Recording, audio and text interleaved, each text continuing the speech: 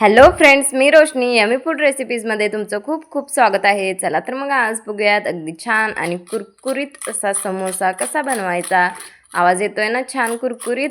आता हा असा समोसा बनवताना आपल्याला काही काही अडचणीसुद्धा येतात. आता तुम्हाला मी त्यातले एक उदाहरण म्हणून सांगते. हे पहा, अगदी जास्त गरम भाजी असताना घातली तर ते या पद्धतीनं अगदी फुटून तुटून सर्व काही बाजूला अस्ताव्यस्त होतं. जर आपण जास्त पीठ पातळ मळलं समोशाचं तर या पद्धतीनं समोसा व्यवस्थित बनत नाही. चला तर तुम्हाला व्यवस्थित बनलेल्या समोसाचा एक डेमो दाखवते. हे पहा, या पद्धतीनं जर असा बसला समोसा तर आपला परफेक्ट बनलेला आहे. चला तर मग झटपट आपण लगेच समोसा बनवायला तयारी करूया. त्या अगोदर झटपट आपल्या सर्व भाज्या ज्या आहेत, कांदा वगैरे सर्व आपण व्यवस्थित छान असं बारीक चिरून घेऊया. आता हा जो समोसा आहे तो पहिल्यांदा आपल्या देशात बनलाच नव्हता. तो बाहेरच्या देशातून आपल्या देशात आलेला आहे. तरीही समोसा आपल्याकडे इतका फेमस झालेला आहे की आता वाटते की हा आपल्याच देशाचा एक छान असं खाद्यपदार्थ आहे. चला तर झटपट आपण इथं घेतलेले आहे पुदिन्याचे थोडेसे पत्ते, थोडीशी कोथिंबीर आणि 2-3 हिरव्या मिरच्या.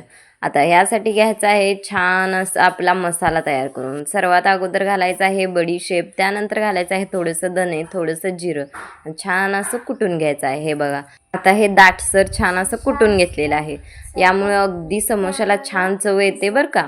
आणि असंच दाटसर कुटल्यामुळं छान असा आपला समोसा तयार होतो. चला तर झटपट आपण यासाठी डो लावून घेऊया. त्यासाठी आपण घेतलेला आहे मैदा, त्यामध्ये घातलेले आहे थोडीशी कसुरी मेथी आणि थोडंसं मीठ. आता यामध्ये घालायचं आहे अगदी थोडंसं तूप आणि हे सर्व मिक्स करून घ्यायचं आहे. अगदी एकजीव करून घ्यायचं आहे बरं का. आणि तुम्हाला मी दाखवते या पद्धतीनं छान असा एक गोळा आहे बघा. या पद्धतीनं असं हे घट्टसर तयार व्हायला लागलं की असं समजायचं की आपलं छान असं तयार झालेलं आहे पीठ. चला तर याचा छान असा एक घट्टसर गोळा तयार करून घ्यायचा. घट्टसर केल्यामुळंच आपला जो परफेक्ट समोसा मी पहिल्यांदा व्हिडिओच्या स्टार्टिंगला दाखवलेला होता तो तयार होतो. अगदी छान असं आपलं जे पीठ आहे ते छान असं व्यवस्थित गोळा तयार करून ठेवायचा आहे. अगदी 10 ते 15 मिनिटांसाठी हे छान असं ठेवायचं. त्यानंतर इथं घ्यायचं आहे अगदी छान असं तेल आणि त्यामध्ये घालायचे आहे जिरे, मोहरी आणि आपण चिरून घेतलेला छोटा छोटा कांदा. तर हे सर्व काही सोनेरी कलर येईपर्यंत छान परतवून घ्यायचा. तर यानंतर घालायचं आहे यामध्ये हिरवी मिरची, अगदी थोडासा गरम मसाला, अगदी थोडीशी हळद आणि शिजवलेले मटर घालायचे आहेत बरं का यामध्ये. आणि छान असं मस्त असं व्यवस्थित मिक्स करून घ्यायचं. आता यामध्ये घालायचे आहेत उकडलेले बटाटे आणि मस्त असं एकदा छान असं फिरवून घ्यायचं. थोडंसं चवीपुरतं मीठ घालायचं आहे. आता हे थोडंसं जास्त भाजायचं आहे बरं का. आणि जे आपण बारीक चिरलेले जे आपले पुदिन्याचे पत्ते आणि जी आपली होती की नाही कोथिंबीर तेही यावरती घालायचं आहे. आता हे थोडंसं जास्त, हे बघा अगदी या पद्धतीने मी दाखवते या पद्धतीने त्याचा आकारही छोटा करून घ्यायचा आणि थोडंसं उपलवून घ्यायचं. मस्त असं आपला समोसाची भाजी तयार होते. हे बघा, थोडंसं खाली लागलं की नाही अगदी छान अशी करपूस आपली भाजी छान लागते. आता यामध्ये घालायचा आपण दरदरीत कुटून घेतलेला तो आपला मसाला आणि व्यवस्थित मिक्स करून घ्यायचा आणि थोडंसं थंड होऊ द्यायचं आहे बघा. अगदी थोडंसं थंड झालं की आपण लगेच समोसा बनवायला सुरुवात करायची. इथं मी घेतलेला आहे एक गोळा आणि तो छान असा एक पुरीसारखा तयार करून घेणार आहे.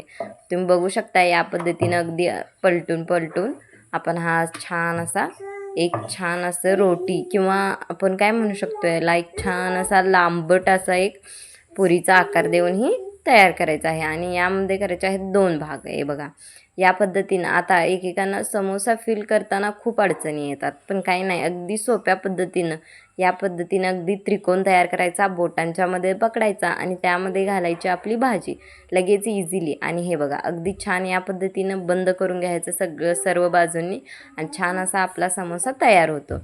आता असं केल्यामुळे काय होतं की झटपट आपला इझिली आता समोसा जो आहे तो भरला जातो आणि सर्व बाजूंनी व्यवस्थित भाजीसुद्धा पोचली जाते.